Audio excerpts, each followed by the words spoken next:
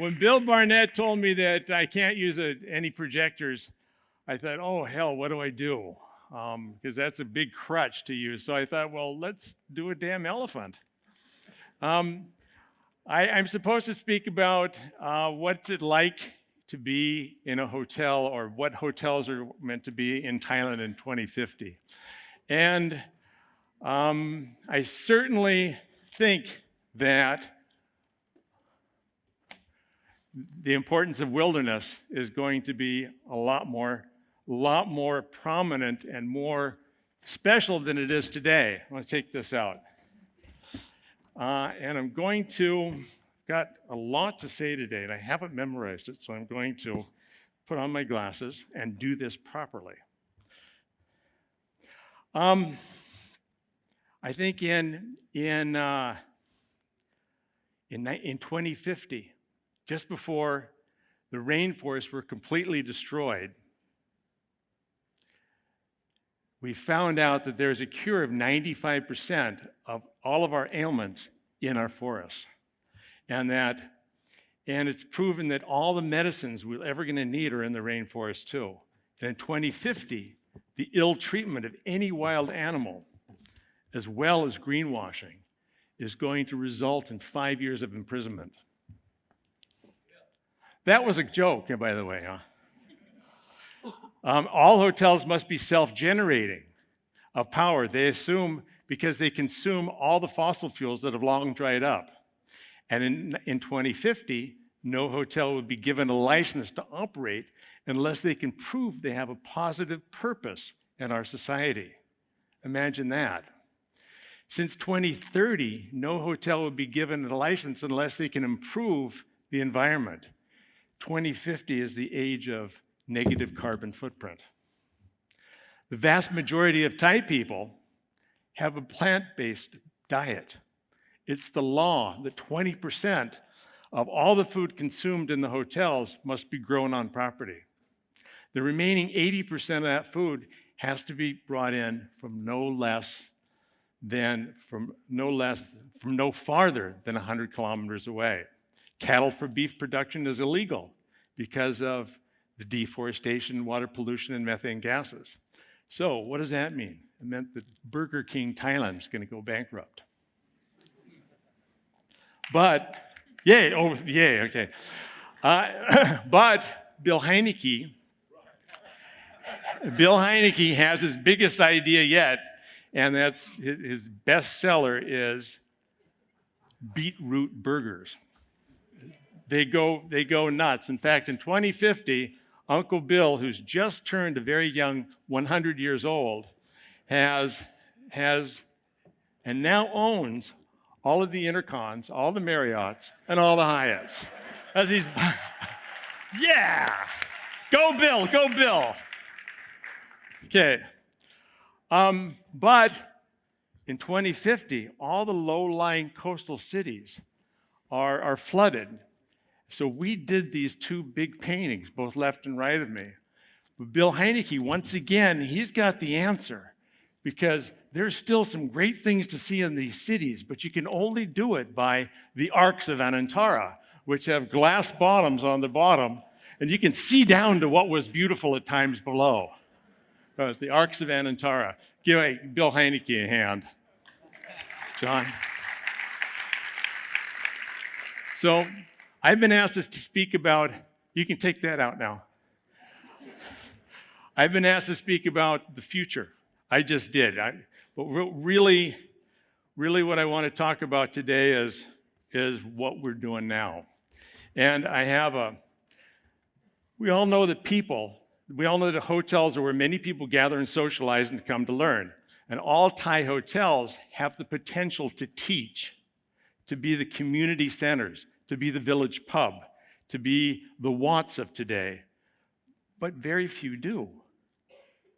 I think no new hotel in Thailand should be allowed to be built unless they can prove a meaningful purpose. Big or small, it doesn't matter. But they have to be able to add positively to society. That's what I think.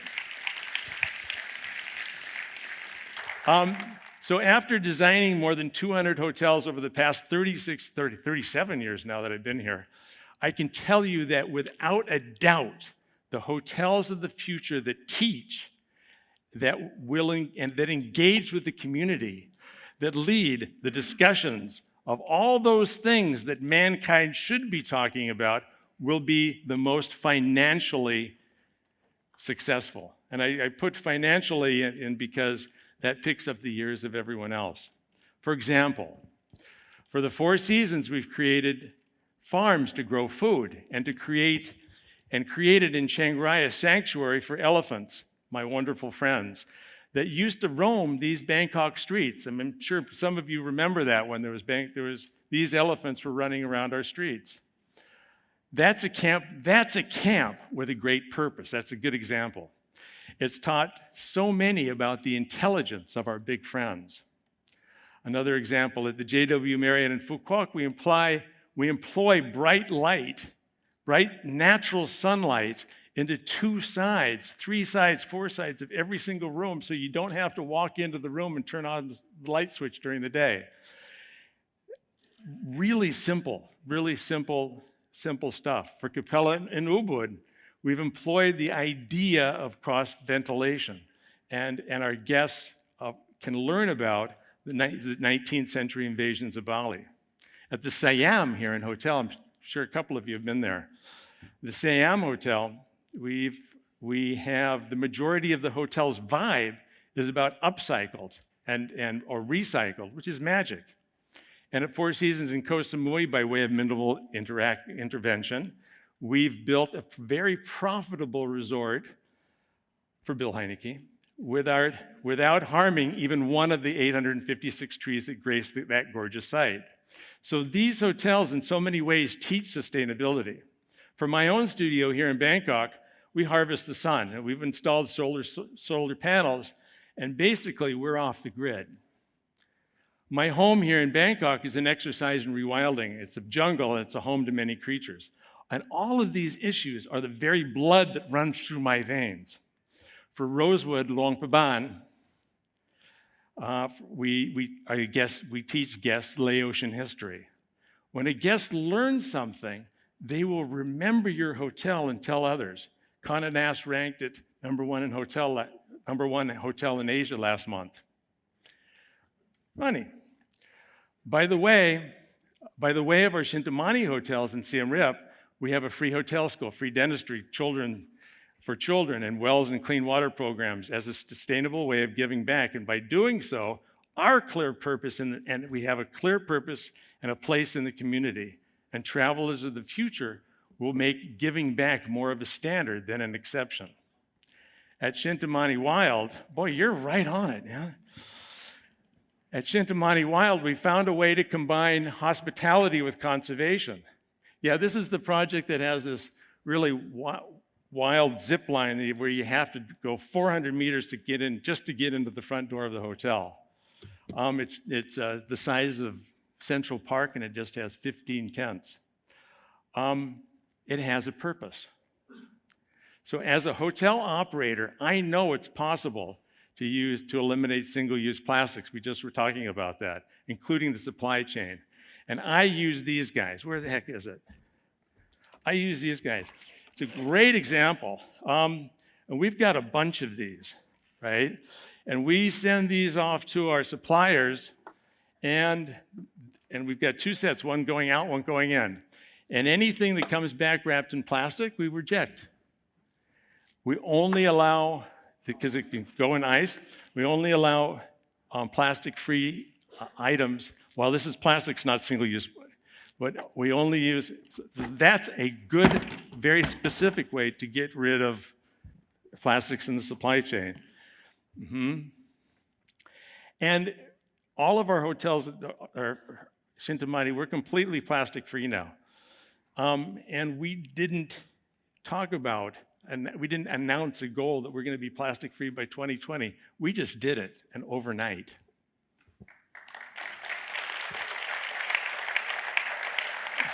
At Shintamani Wild, our percentage of our income goes towards what is essentially a private army called Wildlife Alliance, as does Bill Heineke with his Cardamom Camp. And every day, our rangers and some of our guests sweep the forest to curb illegal logging and wildlife poaching.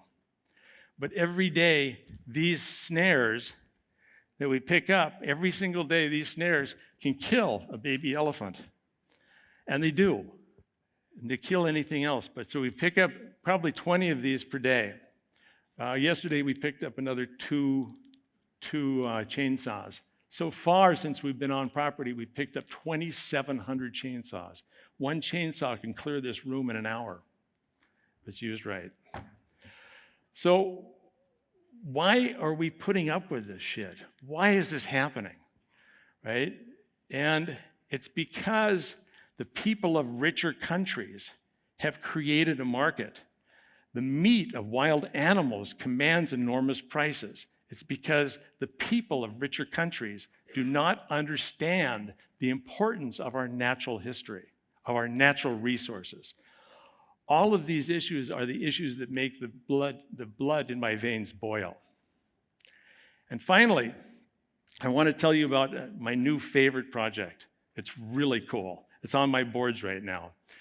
And it's very close to my heart. About a year ago, my wonderful Chinese client presented to me about 6 square kilometers and asked me, Mr. Bill, can you make me a zoo? And I said, what the? You want a zoo? Well, I hate zoos, but I thought,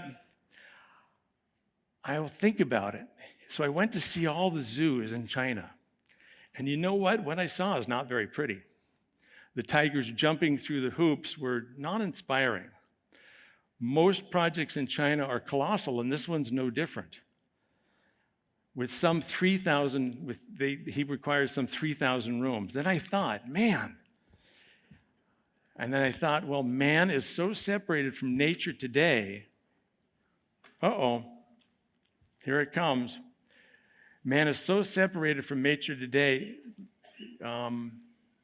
Let's use that idea of making a hotel, okay?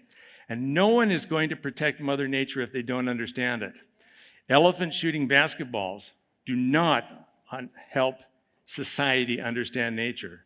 Then I thought with some 8 hotels and some 3,000 rooms that it could be a great opportunity to teach millions of Chinese the value of nature. That's the key. We want to teach millions of young Chinese the value of nature. Fast forward. The planning's done, as you can see here in front of you. And that could be it's called My Wild World. And that project is happening. Hyatt, Hilton, Four Seasons, Waldorf Astoria, and most importantly, Shinnemoney Wild are all signed up for this project.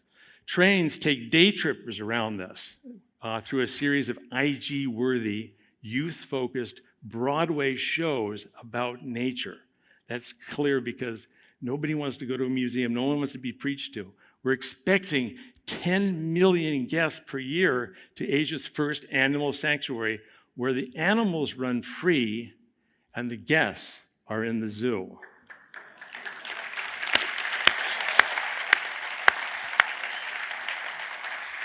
Come on. Teaching on this scale of 10 million guests per year just might ease the pressures of what little rainforest we have left. So this was supposed to come up when I said, and guests are in the zoo. That's what, we're a little bit late here. Okay. So my last idea, thanks guys, you can put that away. After all of that, okay. So my last idea, and hopefully the most influential, take that down. There's 15,000 that I know of, 15,000 new hotels in the next 5 years. And I intend to influence many of these new hotels. Good question, Jai Yin Yen, huh? By sharing my knowledge. I've got this little paper here. It's called Sensible Sustainable Solutions. And I've distilled my entire life into these 20-odd pages. And today is the day that I'm going to pass on my knowledge to all of you. So if you want to shoot with your hand phones, with your dumb phones, this elephant, it has a QR code, and that'll allow you access to this. Today, my studio has started to send this to the top 300 hotel operators in the world, and I want to share with you guys first. I want to share my suggestions to make your hotels more financially successful, environmentally sustainable, and perhaps that won't end up like in a mess like we just saw the underwater. Okay. This right here, over the last 36 years, I've been collecting things. And I've been collecting the hotel standards. I've been collecting the hotel standards of all the people, of all these big companies in the world. And if you go to any of their websites, you'll see a lot of greenwash. And I have every single one of these. And for the most part, there's exceptions, not one of them, they do not talk about anything sustainable. They don't talk about anything that is meaningful about how hotels can be better. So my hope is that I want all those people in this room and everyone associated with these hotels, I want to be able to slip this white paper. It's not about Bensley. I want to be able to slip this white paper into every single one of these standards, because my hope is that one day somebody might even read it and might have the ability to change something that happens in the future.